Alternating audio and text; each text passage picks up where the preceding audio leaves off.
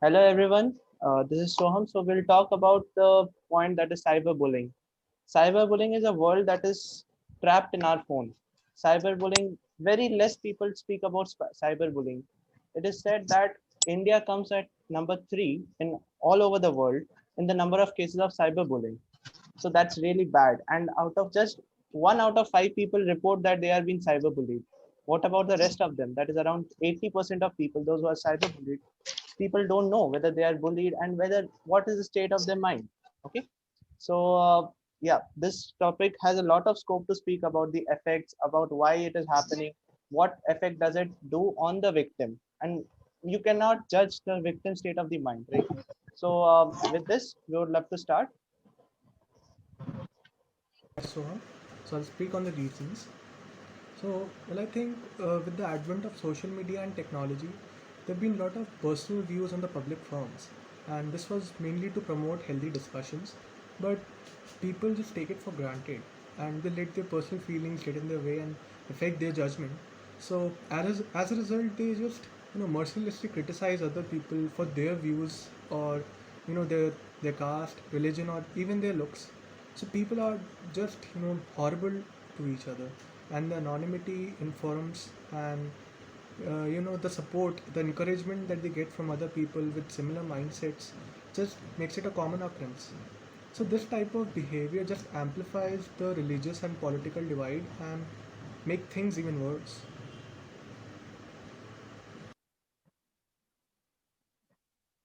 I agree with Yatharth, and I would like to add some points.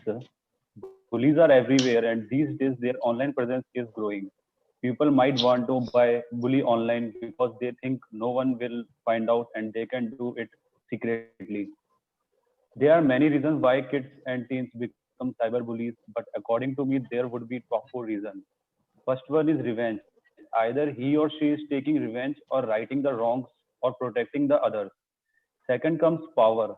People who are bullying are trying to show how powerful they are and feel superior. And third comes entertainment. Sadly, some people find bullying others entertaining. Having an audience is part of what makes this type of cyberbully fun.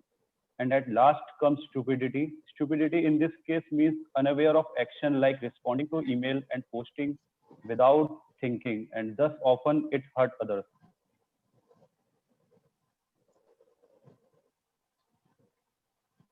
I would like to continue.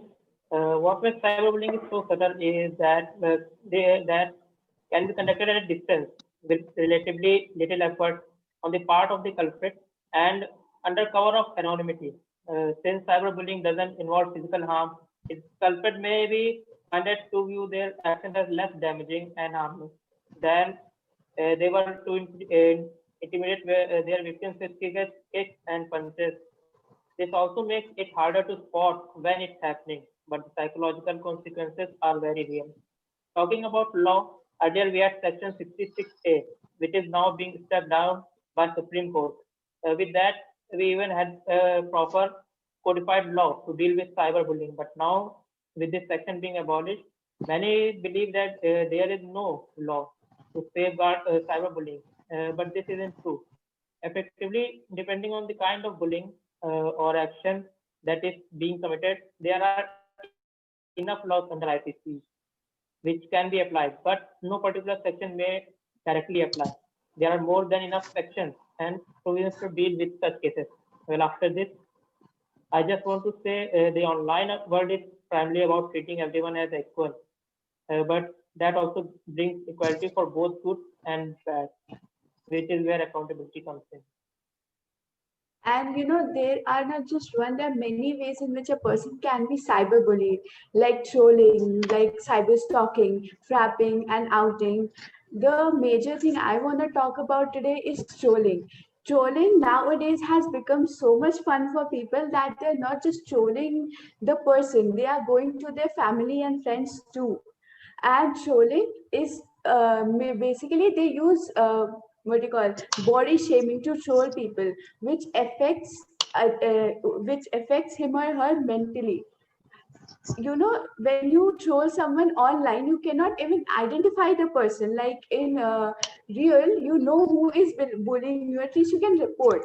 And online, we have these fake accounts trolling you for no reason.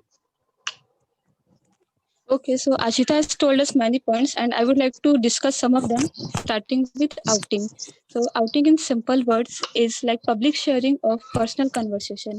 This occurs when the harasser displays the emails, text, or personal chat communication in public, and the goal is not just to threats or humiliate the victim. And the next point is like harassment. I think we must be very familiar with the word harassment as this is very common these days. Harassment is like constant posting or sending of offensive, insulting, or embarrassing information to someone, and people generally do this using fake accounts. Fake profiles are created by an individual so that they can hide their true identity and have the intention of cyberbully someone. Okay, so beside harassment and trolling, there are more forms to cyberbullying, which are like exclusion, which is intentionally or is the act of intentionally excluding someone from online chat or online groups. And then there is gossip in which people post or send cruel gossips regarding one person's intentionally to damage his or her personal reputation and his relationship with his co-workers, families, and friends. And one more important type of cyberbullying is that we have raping, in which is logging into someone else's social account and or email and impersonating that person and uh, sending or posting malicious or inappropriate content in their name. So this is very bad. So cyberbullying can have a very negative effect on one's mind. So of course society and people should definitely do something about it. Yeah. So, as per the role of the society is concerned, it has clearly been stated that teenagers are among the most who get more affected by the issues of cyberbullying, as they are not really aware about how to deal with it. So, it has also been stated in a study that most of the teenagers are not even willing to share what is happening to them, as they're really scared about the fact that they might just lose their internet privileges and social media accesses. So, this is where the role of society becomes very highly prominent, and society definitely should be spreading more awareness about this by telling about people the long term consequences, and also the issues related to mental health, which is a very prominent thing in the longer run. And even we have witnessed issues like suicide in some extreme cases. So more workshops in schools and colleges and even in basic education definitely need to be facilitated, so that the people are at least aware about the legal laws and what are the procedures that need to be done to take care of these issues. So as someone say, we must need to aware the teenagers here. And for this, we need proper education and guidelines regarding this.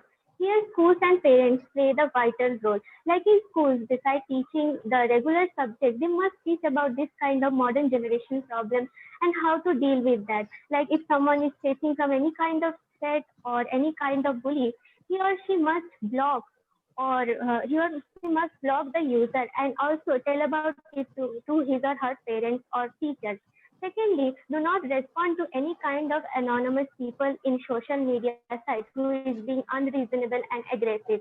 And the third and the most important part is one should not share its private and personal information to any kind of stranger people or any kind of social media platform or any kind of private forum, because people can misuse your information. And this will make the scenario more worse.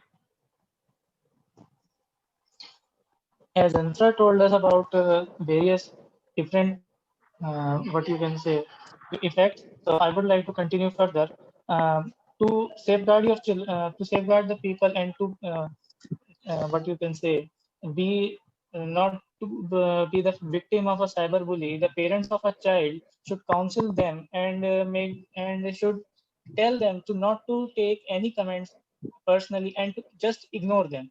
And they should also keep a check on their browsing history, because the victim tends to search for the ways he or she can take the revenge from the person who is pulling them.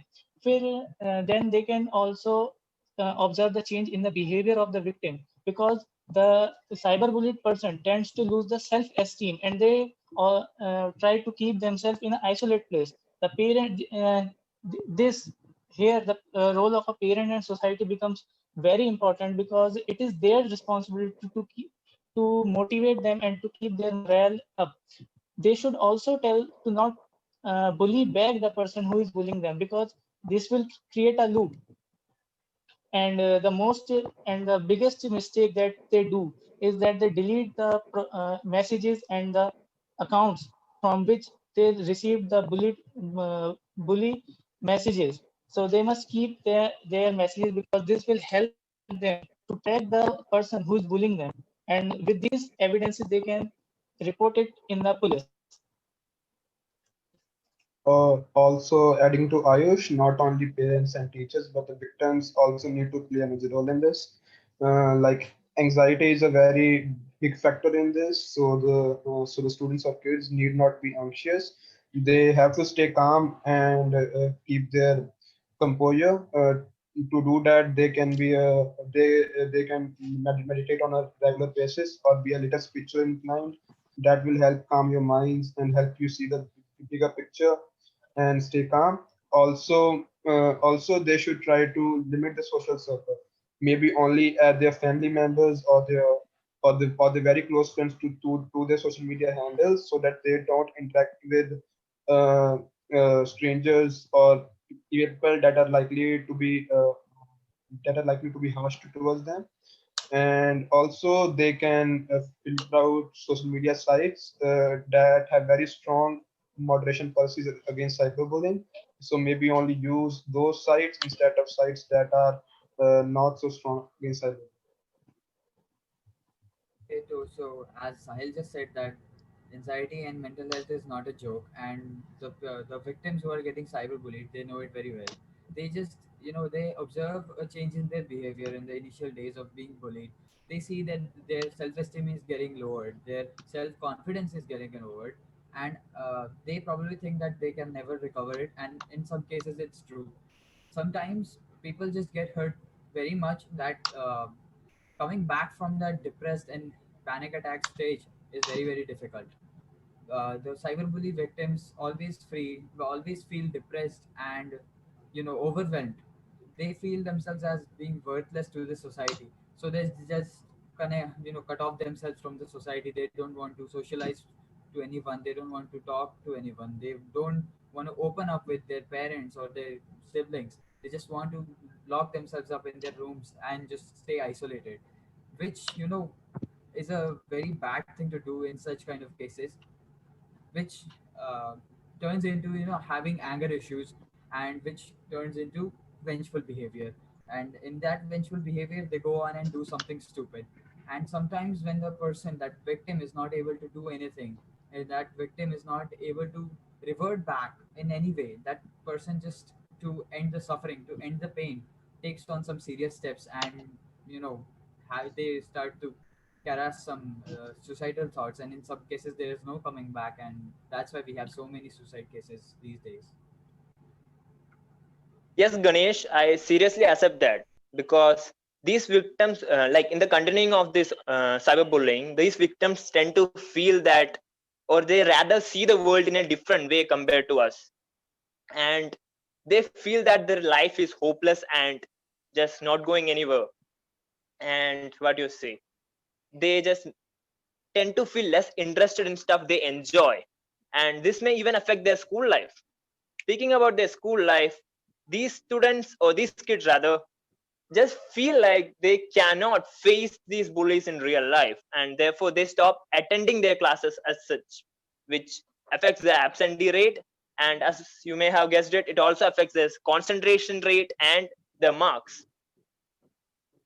But the thing is, they this leads to another problem, that is, in long run they just end up dropping out from the school, and they just get disconnected from the society and the friends. We all agree that friends are one of the most important people in our life, and we are most open towards our friends. And when these people are when they are not connected to their friends, they feel like they are not able to express themselves, and this in turn increases their pressure within. and they are forced to take actions like suicide. They fascinate about ending their life just to escape their tormentors. What I want to say about these people to these people is have the courage to stand up. As we say, courage is not the absence of fear. It is the making of action in spite of fear. Very well said, Aditya. Thank you for all. Thank you all of you for your points. And we saw a lot of scope in this topic, especially cyberbullying. We saw the why cyberbullying happens, what does it do to the victim, and what are the remedies of it. So this in all was a very good discussion. Thank you all for attending this discussion.